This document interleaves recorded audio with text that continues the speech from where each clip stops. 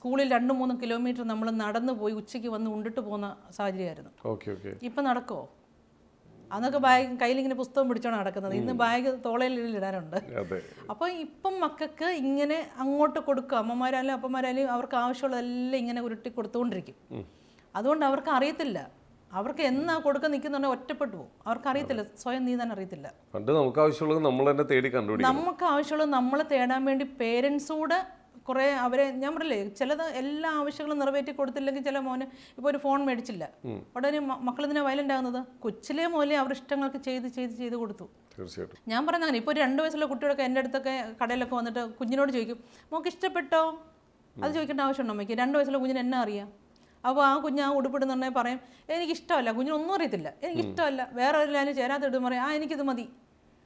അമ്മ കുഞ്ഞിനോട് 2 വയസ്സാകുമ്പോഴേ ചോദിക്കുകയാണ്, കുഞ്ഞിന് ഇഷ്ടപ്പെട്ട, കുഞ്ഞിൻ്റെ ഇഷ്ടമാണ് എല്ലാം. കുഞ്ഞിന് വറുത്തത് പറഞ്ഞാൽ വറുത്തത് മതി, പൊരിച്ചത് പറഞ്ഞാൽ പൊരിച്ചത് മതി.